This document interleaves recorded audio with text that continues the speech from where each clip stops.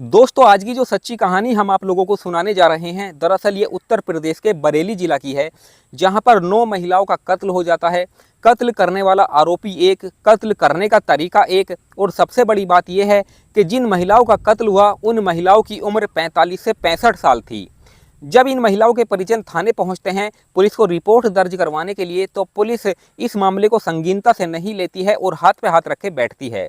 फिर कुछ दिनों के बाद ये मामला गरमा जाता है और उसके बाद राजधानी लखनऊ पहुंच जाता है। लखनऊ से पुलिस के ऊपर दबाव बनाया जाता है, प्रेशर बनाया जाता है।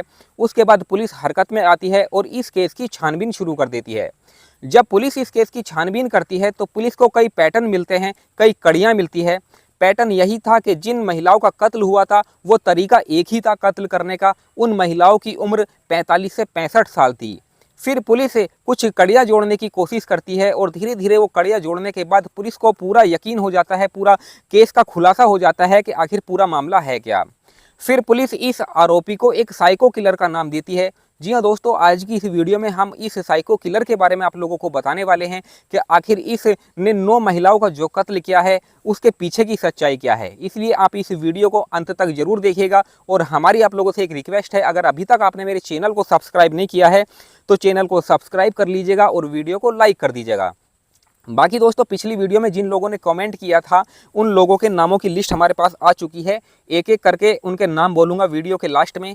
तो मेरी आपसे यही एक रिक्वेस्ट है कि आप लोग भी ज़्यादा से ज़्यादा वीडियो की कमेंट में आप अपना नाम और अपनी सिटी का नाम लिखा करें। दरअसल दोस्तों, ये सच्ची कहानी उत्तर प्रदेश के बरेली गांव के बाकरगंज थाना नवाबगंज क्षेत्र की है, जहां पर कुलदीप नाम का एक व्यक्ति रहा करता था। अच्छा, कुलदीप की शादी हो चुकी थी। कुलदीप के पिता ने कुलदीप के रहते हुए दूसरी शादी कर ली थी।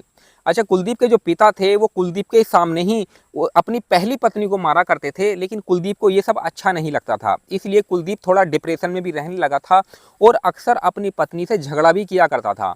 कुलदीप की पत्नी जो है कुछ दिनों के बाद कुलदीप को छोड़कर चली जाती है। इसलिए ये बात कुलदीप को अच्छी नहीं लगती है और कुलदीप मेंटली डिस्टर्ब हो जाता है, उसका मानसिक संतुलन बिगड़ जाता है। उसके बाद कुलदीप जो है गांव में इधर उधर घूमने लगता है।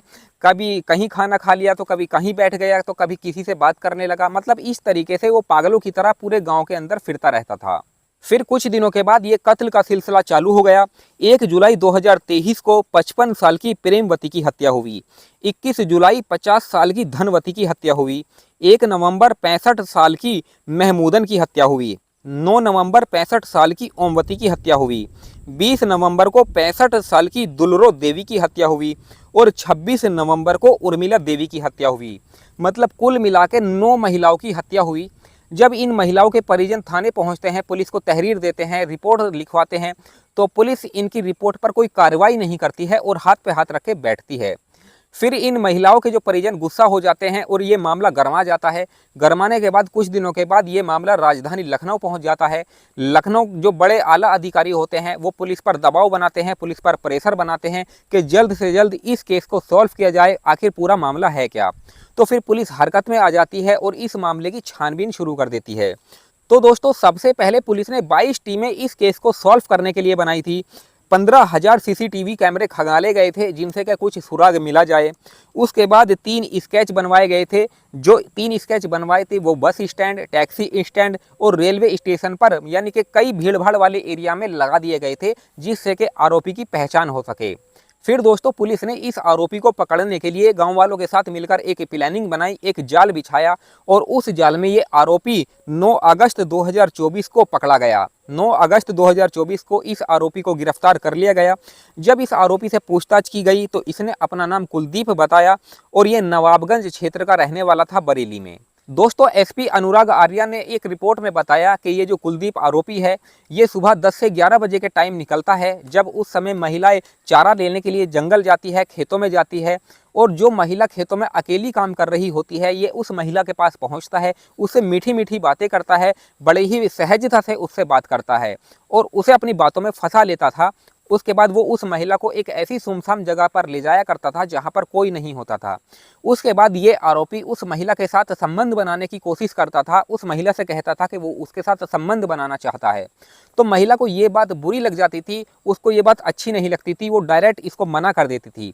जैसे ही महिला इसकी बातों को मना करती थी तो ये एग्रेसिव हो जाया करता था, गुस्सा हो जाया करता था, आग बबूला हो जाया करता था और ये उस महिला को जो है उसी के रुपट्टे से उसका गला घोट के हत्या कर दिया करता था। अगर महिला ने साड़ी पहनी है तो साड़ी से ही उसका गला घोट दिया और उसकी वहीं पर हत्या कर दी।